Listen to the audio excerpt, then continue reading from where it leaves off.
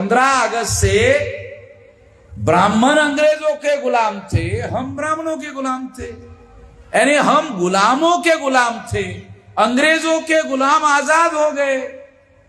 गुलामों के गुलाम आजाद नहीं हुए तो 26 जनवरी 1950 को बाबा साहब आंबेडकर को संविधान में लिखकर आजादी घोषित करनी पड़ी।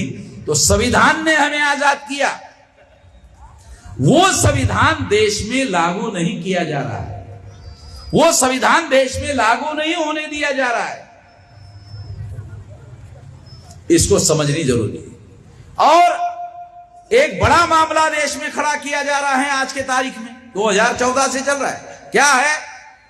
हिंदू मुसलमान, हिंदू मुसलमान, हिंदू मुसलमान, हिंदू मुसलमान, हिंदू मुसलमान।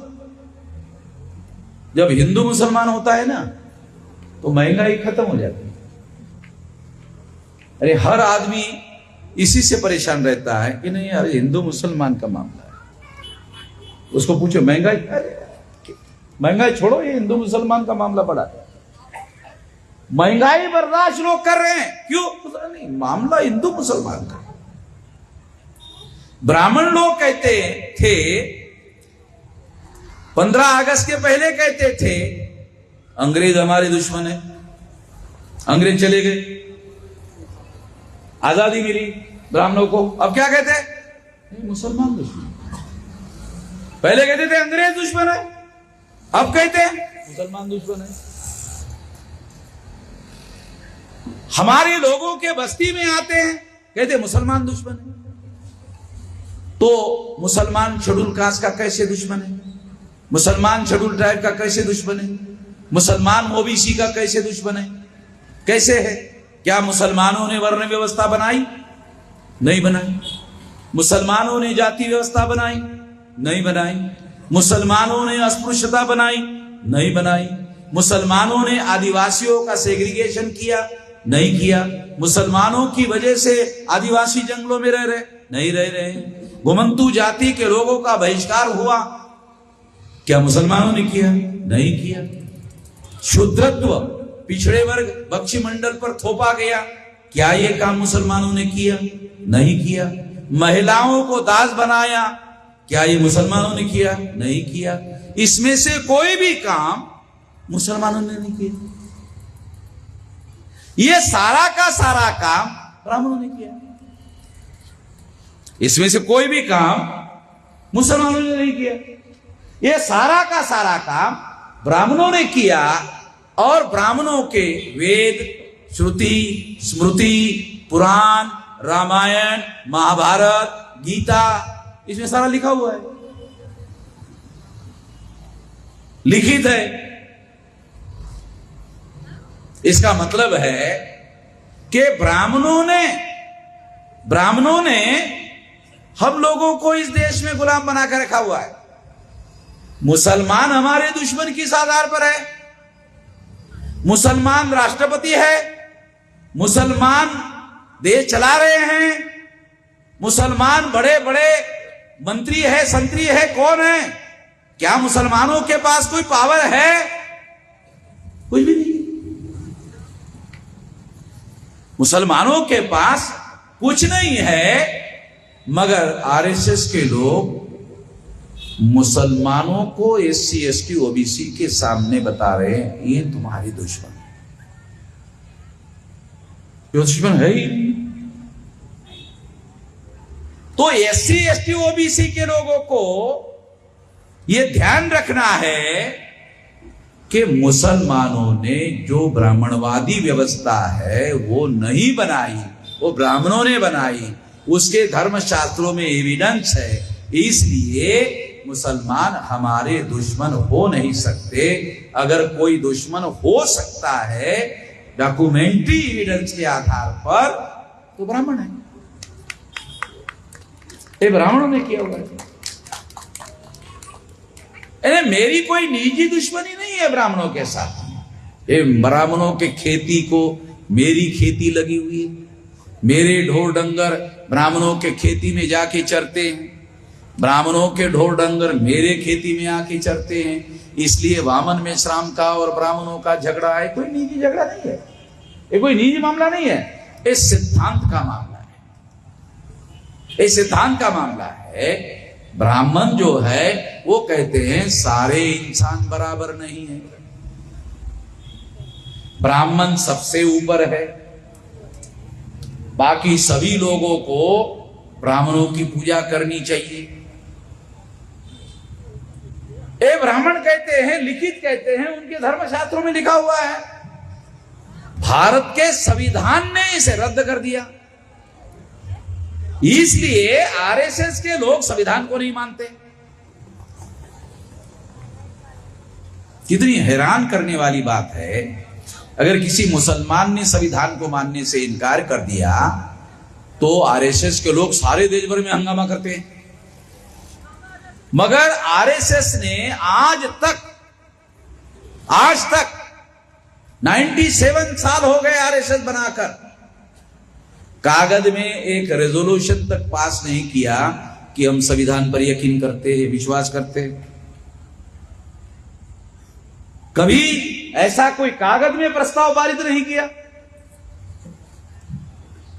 जो आरएसएस संविधान पर विश्वास नहीं करता, संविधान में अगर कोई आर्टिकल आपको पसंद नहीं है तो संविधान में बाबा साहब आंबेडकर ने लिखा कि संविधान का आर्टिकल अगर आपको पसंद नहीं है तो आप उसको सुधार सकते हो।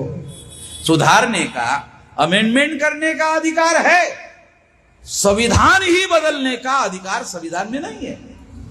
तो आरएसएस के लोग संविधान बदलने की बात करते हैं। संविधान के अंदर कोई आर्टिकल आपको पसंद नहीं है, उसको सुधार सकते हो, ये तो बाबा साहब ने खुद ही लिखा। संविधान में सुधार कर सकते हो, संविधान बदलने का अधिकार संविधान द्रोह है, और संविधान द्रोह राष्ट्रद्रोह है। आरएसएस के लोग राष्ट्रद्रोह कर रहे हैं, मगर डेली प्रचार करते हैं, वो डेली प्रचार करते हो राष्ट्रवादी है। केवल आरएसएस के लोग प्रोपोगंडिस्ट है, यानी प्रचारवादी है, केवल प्रचार करते हैं, और अखबार वाले उनकी हां में हां मिलाते रहते हैं, उनका प्रचार करते रहते हैं। सही नहीं है।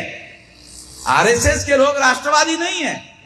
जो लोग डीएनए के अनुसार विदेशी है, जो लोग डीएनए के अनुसार विदेशी है, वो लोग राष्ट्रवादी कैसे हो सकते? अगर विदेशी लोग राष्ट्रवादी होते तो फिर अंग्रेज भी राष्ट्रवादी होते। तो अंग्रेजों को गांधी जी ने, नेहरू जी ने क्यों कहा चले जाओ? तो अंग्रेजों ने गांधी जी को पूछा क्यों चले जाओ? तो गांधी जी ने कहा आप विदेशी हो। तो चर्चिल ने गांधी जी को कहा गांधी जी आप भी तो विदेशी हो, आप भी तो विदेशी हो। चलो ऐसा करते हैं, मैं पोटली बांध लेता हूं, मैं आगे रहता हूं, तुम तुम्हारी पोटली बांध के मेरे साथ चलो। दोनों चलते विदेशी, दोनों विदेशी, मैं भी जाता हूं तुम भी जाओ। गांधी जी ने कहा कि मैं जो आजादी मांग रहा हूं मेरे लिए नहीं मांग रहा हूं, इनके लिए मांग रहा हूं। तो मेरे नाम पर, हमारे नाम पर आजादी लिया, हमें नहीं दिया। बनिया जो होता है वो लेता है, देता नहीं। गांधी बनिया था। गुजरात के लोगों को बुरा लगेगा, मगर बनिया का स्वभाव है, वो लेता है, देता नहीं है। गुजरात के लोगों का नहीं, सारे दुनिया में लोग जो है वो गांधी जी को महात्मा कहते हैं। गांधी जी कभी भी महात्मा नहीं थे। गांधी जी को महात्मा कहने का क्या मतलब है कि उन्होंने कमर के ऊपर कपड़ा डालना बंद कर दिया, बस इसी की वजह से गांधी जी महात्मा हो। अरे ये कोई चला महात्मा बनने का? ये आपने कमर के ऊपर कपड़ा डाला, नहीं डालना शुरू कर दिया, या धोती जो है वो पूरी पहनने के बजाय आधी पहनना शुरू कर दिया, पर ये कोई महात्मा बनने का मापदंड है? गांव में किसान लोग सारे देश भर के आधी धोती पहनते, तो क्या सारे महात्मा है क्या? बहुत सारे हमारे लोग किसान खेती में कमर के ऊपर कपड़ा जो है बहुत बार वो नहीं होता है, तो क्या वो भी महात्मा है? नहीं। मैं आपको बताना चाहता हूं कि गांधी जी जब विदेश से भारत में आए तो उन्होंने गोखले नाम के एक ब्राह्मण को गुरु बनाया। तो गुरु को पूछा, गुरु जी क्या करूं? कहा 2 साल तक सक्रिय राजनीति पर पाबंदी। कहा कि फिर मैं क्या करूं? तो गुरु जी ने कहा, गोखले ने, भारत भ्रमण करो, भारत भ्रमण करो। तो गुरु जी के कहने पर, तुम बहुत साल विदेश में रहे हो, तुमको भारत मालूम नहीं है, भारत भ्रमण करो। गांधी जी सारे देश भर में घूमने के लिए निकले। निकलने के बाद गांधी जी को भारत का एक रहस्य पता चला कि भारत के लोग साधु महात्माओं को ज्यादा मानते हैं, नेताओं को नहीं।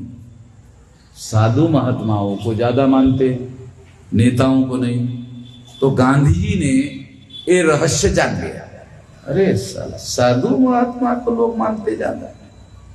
तो गांधी जी ने साधु बनने का नाटक रचने का प्लान बनाया कि नेता बनना है तो पहले साधु बनना पड़ेगा, तो साधु बनेंगे तो लोग मानेंगे, तो नेता बन जाएंगे तो फिर साधु बनकर अपना उपयोग और इस्तेमाल करेंगे, लोगों का जन समर्थन करेंगे तो इसका इस्तेमाल करेंगे। इस तरह से गांधी जी ने भारत की प्रजा के साथ धोखाधड़ी करने का काम किया।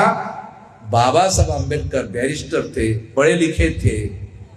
बाबा साहब अम्बेडकर मैट्रिक बैरिस्टर नहीं थे, वो ग्रेजुएट बैरिस्टर थे। गांधी जी मैट्रिक बैरिस्टर थे। पहले के समय में मैट्रिक होकर बैरिस्टर हो सकते थे, मगर बाबा Saheb Ambedkar barrister, graduate barrister थे। उनको ये बात समझ में आती थी, वो उनके झांसे में नहीं फंसे, गांधी जी के वो झांसे में नहीं फंसे, और उन्होंने अपना इंडिपेंडेंट आंदोलन भारत में जारी किया। अगर वो इंडिपेंडेंट आंदोलन जारी नहीं रखते तो संविधान नहीं बनता। संविधान नहीं बनता तो हमारे लोगों को अधिकार नहीं मिलता। जो संविधान में अधिकार मिला ना, वो हमारे लोगों को अधिकार नहीं मिलता। अरे अभी तो संविधान में लिखे हुए अधिकार है, फिर भी वो देने के लिए तैयार नहीं है। लिखित होने के बावजूद भी देने के लिए तैयार नहीं है।